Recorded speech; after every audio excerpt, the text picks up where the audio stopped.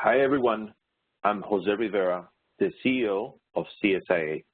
Thank you for attending this month's webinar. Today's webinar is about proactive quality, shifting from reactive problem solving to operational excellence, and is presented by Becca Johnson, the Operational Excellence Manager at Concept Systems. This webinar is part of our effort at CSIA to promote and provide training around our best practices. In 2016, we're broadcasting monthly webinars on best practices. These webinars will be delivered by members whose companies have been certified on multiple rounds, as is the case with Concept Systems, who have completed 4 certification rounds. We would like to highlight the for-fee extensive project management remote learning training that is being offered for a September 20th start. The cost is $1,500 for CSIA members. This training is delivered remotely in a joint effort with ISA, so attendees don't have to travel for this. The course is designed to prepare attendees, beginner to mid-level experienced project managers and engineers, to deliver on their daily project management responsibilities. For today's webinar, be sure to ask questions in the Q&A box, not the chat box. Questions will be answered during the webinar, so be sure to ask them. The webinar will be archived for later viewing, and the slides will be available also. The host and sponsor of our monthly business topic webinar is Software Toolbox, a CSIA partner member. Software Toolbox understands that you are not just buying software licenses, but are investing in a supplier relationship. Software Toolbox has supported CSIA since 1997 and seen the CSIA Best Practices grow into the great tool they are today. In Software Toolbox Best Practices recommendations is the advice to think carefully before writing custom code and only do so when no other solution is available. Custom one-off applications are filled with risk and hidden costs when evaluated over the full system lifecycle.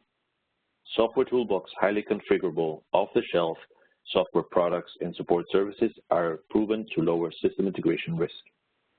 In keeping with the ongoing continuous improvement theme of these webinars, they remind CSIA business owners about their free white paper that discusses 10 trends for industrial decision support systems. This software application space has historically been filled with custom applications or software built on spreadsheet spaghetti. At the end of the day, the client has operational and business decisions to make, and there are many users that need to move on to a more sophisticated yet affordable solution. Practice some continuous improvements and read this paper to help you provide new insights to your clients. Download the free paper at softwaretoolbox.com/CSIA July 2016. I would like to introduce today's speaker, Becca Johnson. Becca has been the Operational Excellence Manager at Concept Systems since April 2015. She received her Bachelor of Science degree from Lindenfield and a Lean Manager certification from Ohio State University. Prior to Concept Systems, Becca worked for ATI, Specialty Alloys and Components for over 12 years in multiple roles. So without further delay, here is Becca. Thank you, Jose. Good morning, everybody. Thank you for joining me. To start off this morning, I wanted to give you a little bit of information about Concept Systems and who we are. We have 5 locations here in the United States. Our main office is in Albany, Oregon. As you can see, we have North Carolina, Colorado, and 2 offices in Washington. As Jose mentioned, we've been certified 4 times as a CSIA member since 2005, and we hope to continue that trend in our relationship with CSIA. We are a full-service multi-industry automation solution provider. We focus in the food, aerospace, metal, and lumber industries primarily. Last year we were honored, or this year, 2016, CSE System Integrator of the Year Award. But most important about Concept Systems is our people. We have amazing people, just under 100, and we've just been experiencing exceptional growth this year. We're also very proud of some of our business processes. and we're honored to be here today to share a little bit of what we're doing. So today I'd like to share with you how we're striving towards operational excellence by following CSIA's Best Practice guidelines. We're being proactive in our quality assurance strategies, and I'm going to share with you some of the specific tools we're using to drive improvements in collaboration. So I have a question for you. There's going to be a poll that pops up on the right side of your screen. The question is, when you hear the word quality, what's your gut feeling? So we've got about a few seconds here for you to answer that question. This is my way to try to interact with you. Those of you who know me know I love people, love working with people. It's a little challenging talking to myself here. So hope you can participate in that, and we'll see what you come up with here. So it looks like the poll has ended. Monica, can I see some results? Pop up? Give me 2 more seconds here and I can show it to you. Excellent, excellent. So the question was, when you hear the word quality, what's your gut feeling? Is it terror, annoyance, or joy?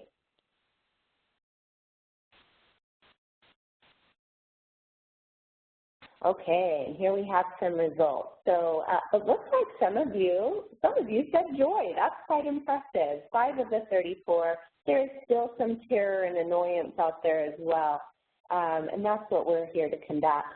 You're not alone. Those of you who said terror or annoyance, there's a Dilbert cartoon here I would like to share with you about that. Dilbert tells Ratbert he'd be a great addition to the QA department. And upon asking what that role would include, Dilbert explains that he would find problems at the end of the process and most likely be hated and ridiculed.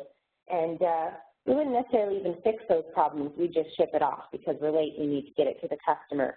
Unfortunately, that's how quality is viewed in many organizations. And as a quality employee, I can tell you I'm just like Ratbert. I was really hoping that I can find flaws and fix them and just be loved by the organization. But if we ignore those areas of waste and we don't listen to our employees' concerns, quality will become an annoyance or a thing to avoid. Quality will be about fixing problems at the end of the process instead of being proactive and looking for them before they become a problem. So by being proactive about quality, we continuously improve our business. We're identifying and then we're either reducing or eliminating waste, and our employees will want to work for us. They'll know their opinions, ideas, and concerns matter, and by focusing on the processes, not the people, when there's a problem, we're also eliminating that hate and ridicule that comes when someone finds a quality problem. Instead, we're listening to our employees. They're the ones who know where the areas of waste are. They know what's causing them frustration and errors. We just have to have a venue to listen to them and take action. They're going to come up with the amazing answers to the problems we're facing. We just take that time to listen and to implement.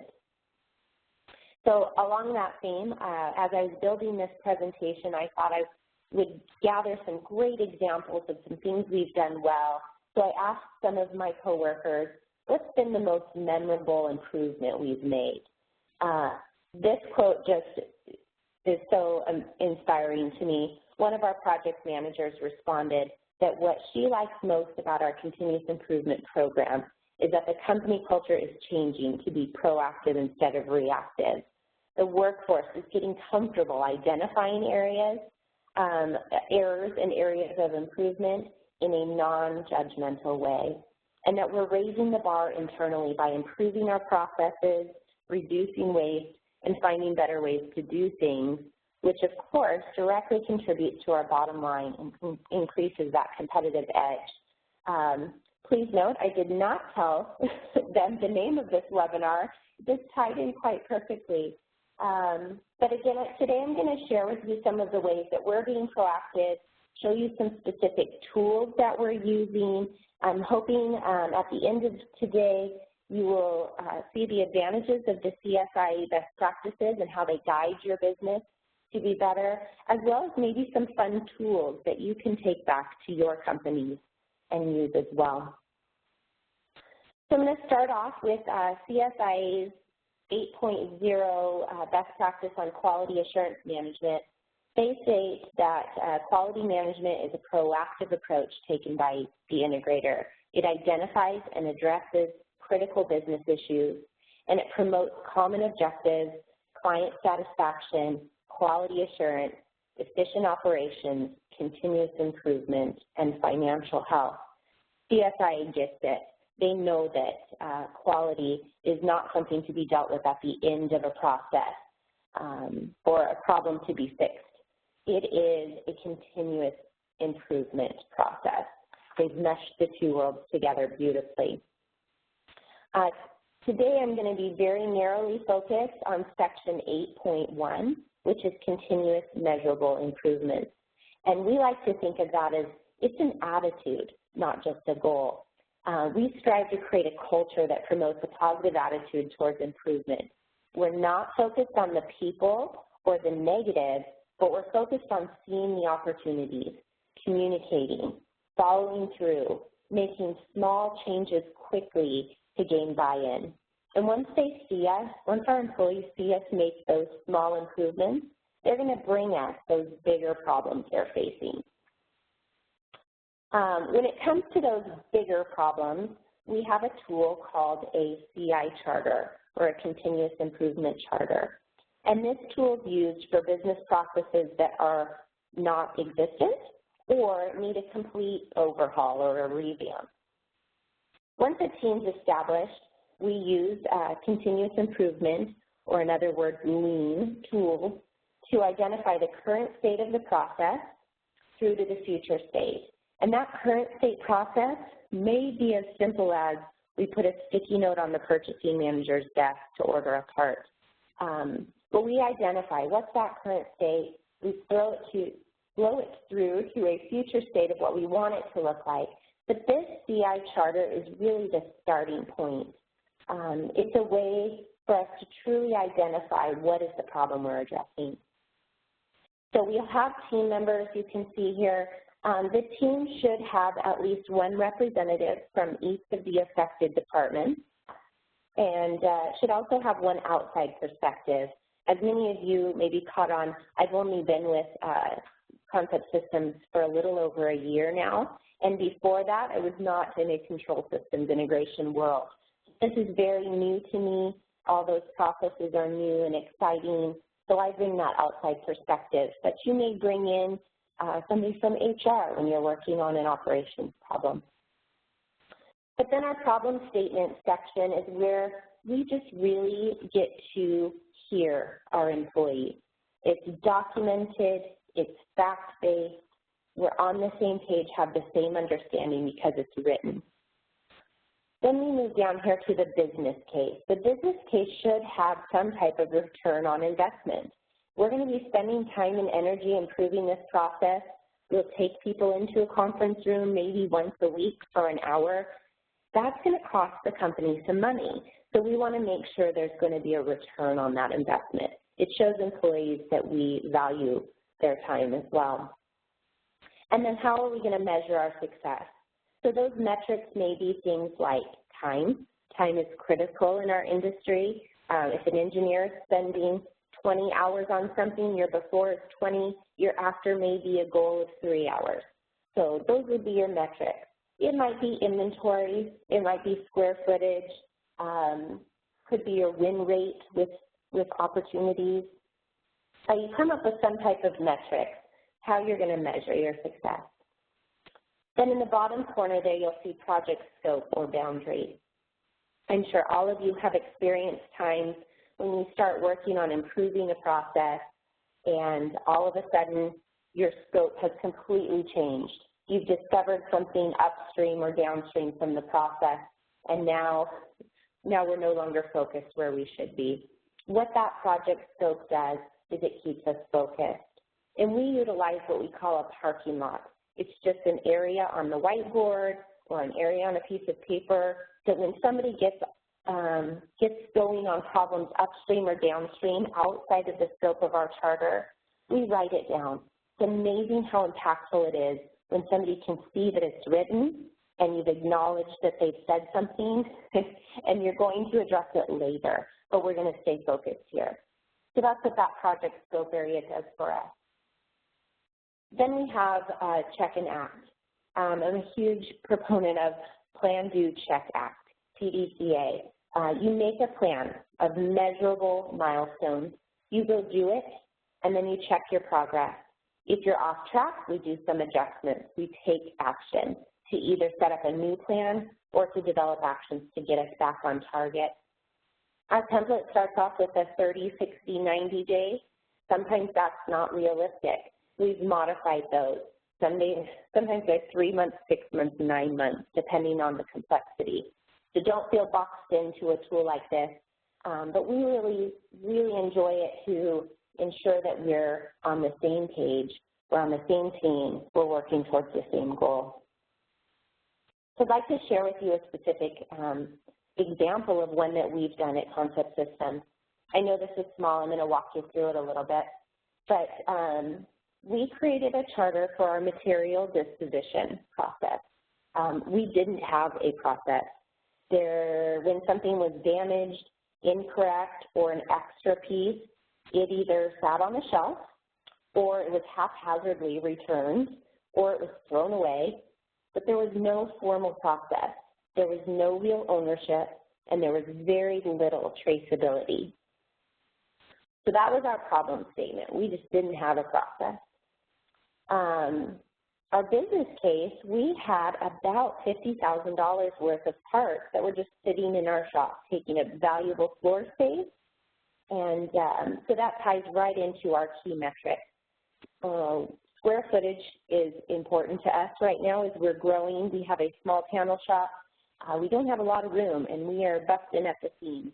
So square footage was a metric of ours. We needed to get that space back. There was the value of the material. If we could return it for a refund or use that material on a different project, it wasn't just wasted money sitting on a shelf. Our scope included any material, project or non-project related, but we didn't want to get into how are we allocating it to the new project. So that business process was outside of scope. And our plan was to have the pieces in place and tested by September, then documentation and communication out by October, and follow up in December to see how it's working. So even though it says we're at 100%, we are never finished. You never are finished. It's never perfect. We continue to improve this process. We're continuing to monitor how it's going. We've made minor tweaks and changes to make it even better as we've gone along. And this one in particular really pinpointed the importance of communication. Some people thought disposition meant disposal. So we had to combat that. We had to prove that we weren't just throwing everything in the trash to combat hoarding of material in offices. We had to continue to explain the value that was provided in having that traceability, knowing what was available, getting our money back when we could. So great continuous improvement charter project for us, and I wanted to show you an example of how we've used that tool. Now, continuous improvement is not always big. There's not always large revamps of processes. Some things are easy to address, and some things we're just not even 100% sure what the problem is, but we know it just doesn't seem right. So we've implemented a suggestion log. It provides a sounding board to give ideas. Those ideas can be anything, little or big. It lets employees know they have a voice, and they have a method to report anonymously through a program we use called Tiny Polls. So through Tiny Polls, we ask the employees a specific question. They can give cheers for peers, but they can also submit suggestions in an anonymous fashion. So we take all those suggestions and we put them on this log. There's a numbering system, a basic description of what it is. We assign it to the applicable departments so we can divide and conquer. We just implemented this a few months ago, and we already have nearly 200 suggestions. So it's very exciting to see employees reporting these ideas to us and being able to get some things done. Now, with 200 things, that's a lot of action items that need to be addressed, right? And no one wants to be the person who has to remind others to get things done. It's hard to do in a very positive way. And a lot of my job is sending reminders. How are we doing on our suggestion log? How are you getting your action items completed from quality incident reports and internal quality audits, which I'm going to share with you here in a few slides. So we've implemented a fun Lego reward system, and that's not an acronym. That is truly Legos. I bought a bunch of the large toddler-sized Legos, and every time somebody addresses something on this suggestion log or completes another action item, they're going to receive a Lego. It's a very fun, kind of silly way, but it's tangible on your desk. You can see the progress you're making. And then there's some friendly competition that goes along with that as well. So as you can see, these systems are not complicated. They're simple Excel spreadsheets that provide a sounding board for employees to have an attitude of continuous improvement. It's part of our culture now. So CSIA 8.1.3, still in that continuous measurable improvement section, states that the integrator needs to verify and document that its own policies, practices, and standards are followed. So we have another poll question here for you. Make sure you're still with me.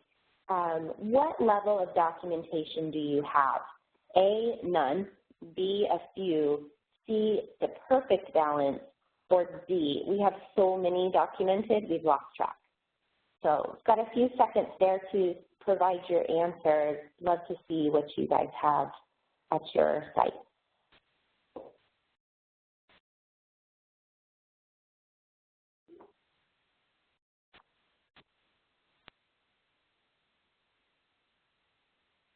As you're answering, I can tell you that we're still working to find that balance between enough documentation and too much.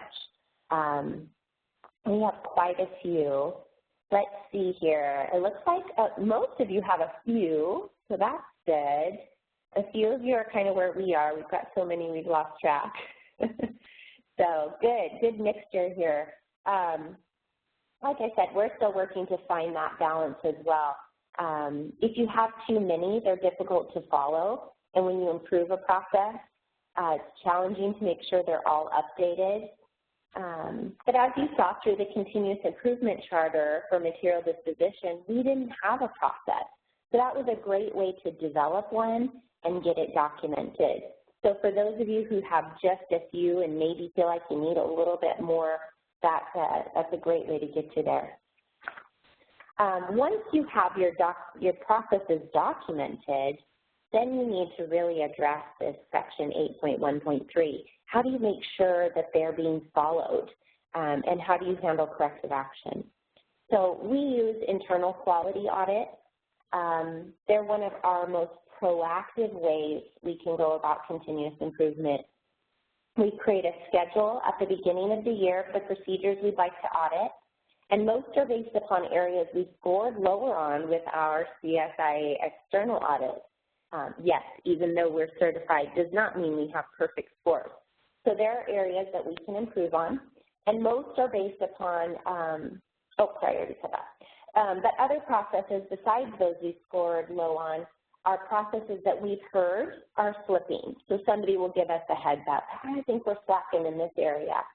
Otherwise, they're completely random. We will just pick one. So we create that schedule at the beginning of the year, and then when we go to do the audit, we select a specific procedure, documented procedure, and we narrow it to a manageable scope. So that could be the entire procedure, or it could be a specific section depending upon the complexity of that procedure. We start off first by understanding the CSIA best practices that are associated with that procedure, and we determine what gaps we have. We also develop specific questions out of our internal procedure, and we go talk to employees. So if our procedure says we're doing X, we create a question that's an open-ended question to go ask our employees to determine, are they doing X? Those discussions provide the most value. But we also read through our procedures, we look up records and associated documentation. But as we're talking with those employees, we're able to do some root cause analysis, try to find out why or why not they're following the documented procedures. Again, those discussions are critical. They are such a great way to hear your employees, hear their ideas. They will tell you the areas of waste if you've gained their trust. And then we put together a report that displays the gaps to CSIA Best Practices. We talk about kudos and chaos. So kudos are those things that we're just doing great and we want to pat ourselves on the back. Chaos are areas that are not specifically non-conformances. We didn't do something wrong, but things may be confusing. So we document chaos. And then non-conformances are, our procedure says we're supposed to be doing this and we're not. We are very, very careful not to give specific names or project numbers associated with non-conformances. Again, we are focused on the processes, not the people. This isn't about clapping hands. This is about improving our business. So we get that team together, we go over this report, and then that team develops corrective action. Those teams are cross-functional. We bring in people from various, we invite all the leaders throughout the organization, as well as anybody we interviewed in that audit, and together we come up with corrective action. It's incredible to have those cross-functional teams together in one room explaining to one another why we follow the procedure, why we have those things in place, or to come up with a mutual agreement. Sometimes we thought that was important to accounting confirms it's not. We can then change our procedure or process. But internal quality audits have been an incredibly positive experience for us at Concept Systems. And I'd like to share with you one of the specific ones that we did. So we did one on our Lifecycle Services and warranty procedure. And as we were going through there and interviewing, we found that we do a great job explaining what's covered in warranty and for how long, but it was really unclear of when does that warranty period begin. I'm sure many of you experience the same things that we do. You don't always have a signature from the customer that says we're done, warranty begins. It can be, you could have that. We have a site acceptance test. When that's signed off, that's kind of our we're done. But that doesn't always happen. Sometimes that's not necessary. Sometimes the projects are more simple. So it's trying to figure out when does that warranty period begin. And the process that we had in place was so complicated, people were just not doing it. So when a customer would call up and something was going wrong, it was too challenging to figure out when the warranty period started. So many times we were just fixing the problem, putting our customers first. Not a bad thing, but there were probably opportunities that we could have charged the customer and didn't. But either way, we wanted this to be simple. It needs to be a simple process so that it's followed. What we came up with was adding a field into our ERP system that will document that warranty start date and end date, remove the complexity. We've also created a new service division this year. As that's getting up and running, that will be critical for them as well. So when they receive that call, they don't know anything about the project, they can pull it up and see what's covered. We also, from this internal quality audit, decided we needed to revamp our Lifecycle Services process. So it became its own CI charter, continuous improvement charter. That's that first tool I showed you. Not a high priority. Thankfully, we don't have very many warranty and lifecycle services, but at least it's documented and we know that we will get to that revamp at some point. So moving on to section of CSIA Best Practices 8.1.4 states that management needs to assure that all personnel know how and to whom quality problems should be reported. what's that reporting procedure. I can't express it enough how keeping it simple has been the best way for us. We have kept it simple. I do not require forms to be filled out. We don't have a, sign off. The executives need to know about everything. By having those forms in place, you need to complete this form and send it to me, or by having, we used to have, you would fill out a form, it would then go up to the executive level to get approval before we moved on. That created some bad behaviors. People didn't want to fill out the form. They weren't reporting things because they didn't want the big boss to know. So we try to make it as easy as possible. Every employee knows that they're required to report to their supervisor and to me, for operational excellence. I will then take on the responsibility of ensuring it gets documented in whatever method it needs to be. So with that said, it's very simple for them. They can call me, they can Skype me, they can email me, but sometimes it is good for the big boss to know, or for employees to know that they can go to them if needed. And our executives have done a fabulous job of having an open door policy where employees are encouraged to bring their concerns to the executives at any time in a very positive manner. So they have both options. If they want to go to the executives and share a concern, they absolutely can. If they'd rather they not be involved, they can bring it directly to me, and we will get it addressed. The key is reporting. We want all employees to report those problems. Now, sometimes, no matter how proactive you are, things happen, and you have to be reactive. When that occurs, we have a quality incident reporting process, and this is a method we use to capture those problems. Quality incident reporting scope for us is wide open. We are just wanting people to report. Anytime they expected X and got Y, a quality incident should be reported. Again, they can call me, email, Skype. They do not have to fill out a form. I will fill out the form for them. Unfortunately, the name quality incident reporting and the idea behind it's a bit scary. So we've had a harder time getting employees on board here. That's also why we implemented the suggestion log as another venue.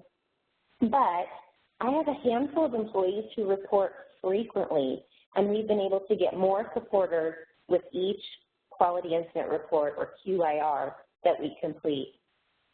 Again, here we take the attention off of the person involved and we put it onto the process. We stick to the facts. This is not about somebody's opinion. This is fact-based. And we use a lean tool called 5Y, which is a root cause analysis tool. It's very simple. You ask why multiple times. So kind of like 3-year-olds. We just ask why over and over until we get to the root cause of the problem. And then we develop action items, which you guessed it, when they complete those action items, they get a Lego. Very fun reward system. We also calculate the cost of that incident and how much savings there could be if we prevented that recurrence. All solutions should prevent recurrence, getting us back to that proactive quality approach we use most at Concept Systems. So I'm going to show you an example of one. Please do not be alarmed. I didn't expect you to read the blue boxes here. But here's an example of a QIR we completed last month. We started with a problem statement and facts. Again, what are the facts associated?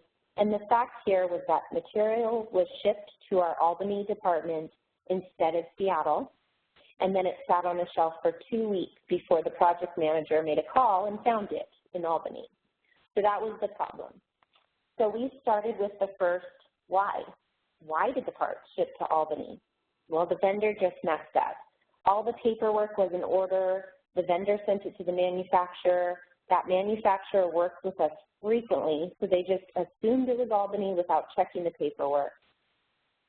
Now, we could have stopped here and gave up, or we could have asked the manufacturer to evaluate their process, develop corrective action, but we weren't ready to give up.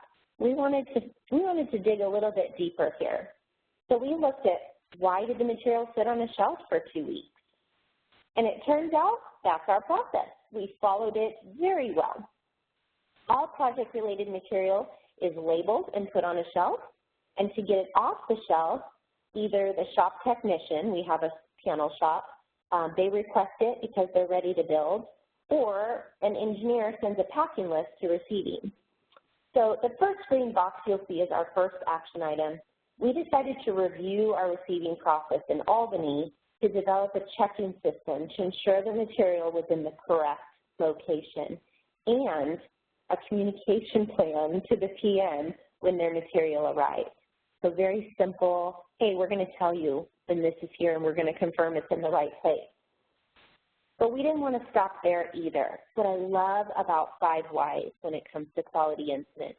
So many of us would have stopped with the vendor screwed up. Many more of us would have stopped with, hey, you need to communicate in Albany. But we wanted to dig in even further. So you can see our blue boxes branch down even further. So what we did is we asked, why was there no packing list? If that's the process to get it off the shelf, why didn't the project manager send a packing list? Well, it turns out our receiving process in Seattle, let me give you a little framework on our Seattle office, full of amazing engineers doing fabulous work, and they are on site frequently with customers. We do not have overhead in the Seattle office. There is no receiving department. There is no administrative assistant. So when material arrives in the Seattle office, whoever's in the office signs for it, sends a picture out to the group and says, whose is this? Most of the time that works just fine. For this incident, there was a lot of material, and the project manager saw the picture. He was on site with the customer. He said, yep, that's mine. Save it for me. And then he wasn't in the office for 2 weeks. Well, it turned out one critical piece was in Albany. So he didn't know he needed to do a packing list.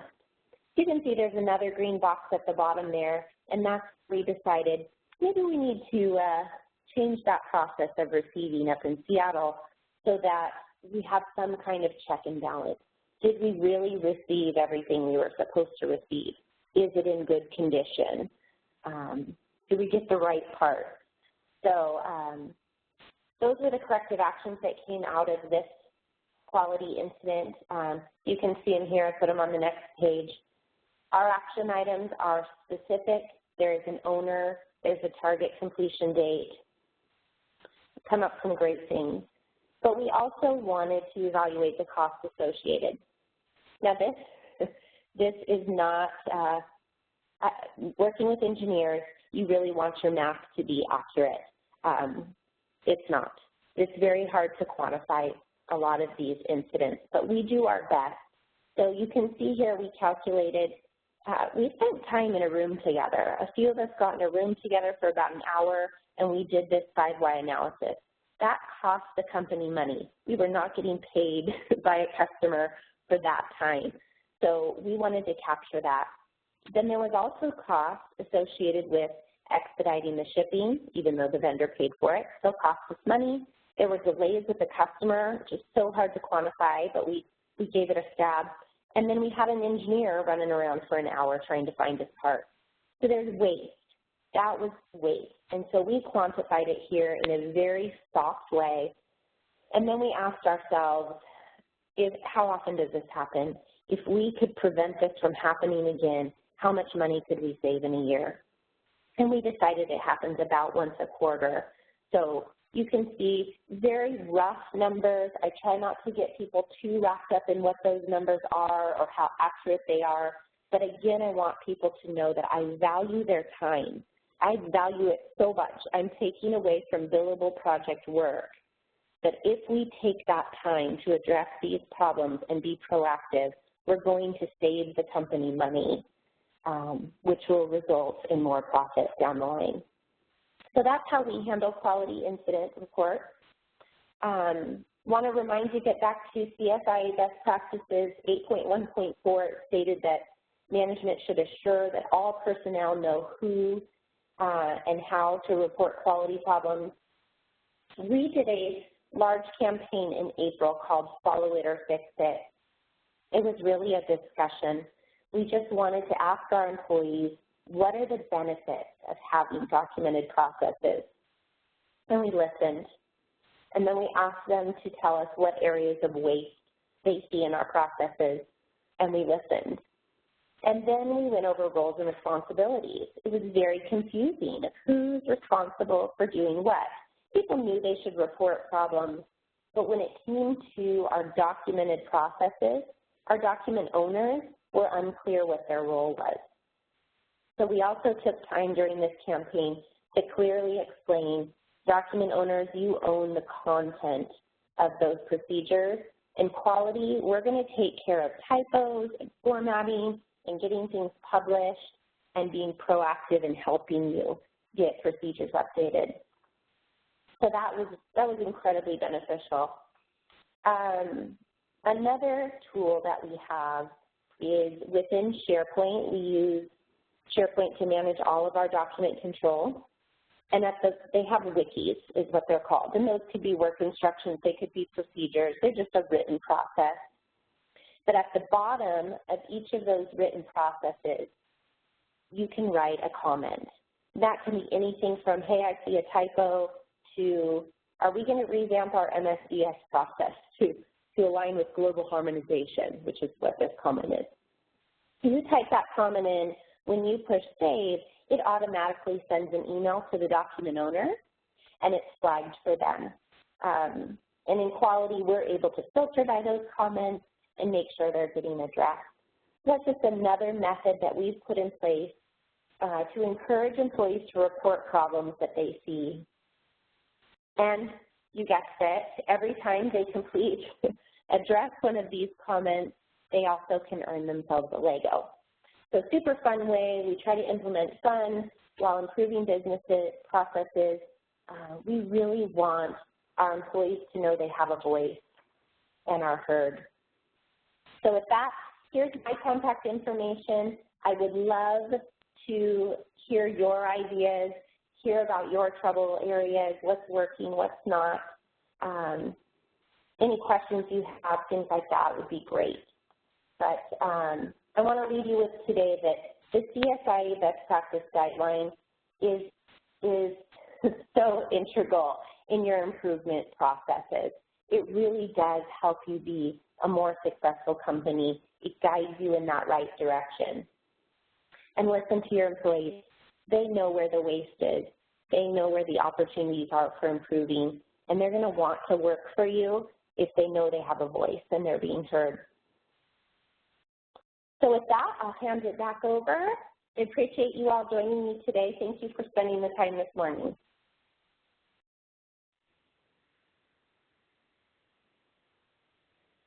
This is Jose. I don't see that we have questions in the Q&A box. If anybody would have a question, please put it in there. Okay. I'm going to close it. To all attendees, thank you for your participation. My hope is that you have several takeaways that help you get a few steps closer to operational excellence. Becca, thank you very much for the contribution of your time and expertise. Your presentation was very insightful. We wish the best for you and Concept Systems. Keep up the great work. Thanks again to our, go ahead. Oh, just thank you. Appreciate your time. Oh, you're welcome. Thanks again to our host and sponsor, John Weber and Monica Anderson of Software Toolbox. So be sure to complete the survey for today's webinar. It will arrive in your inbox within the hour and takes only 30 seconds to complete. Actually, it will be almost immediate after we close the session. Your feedback is necessary for our continuous improvement. And so in closing, here is an additional thing for you to know. CSIA is changing the way we communicate with our members. Keep an eye out for a mixed-up approach to our rebranded newsletters. We call them now member updates. and they're provided throughout the year as either emails. We do it 4 times a year.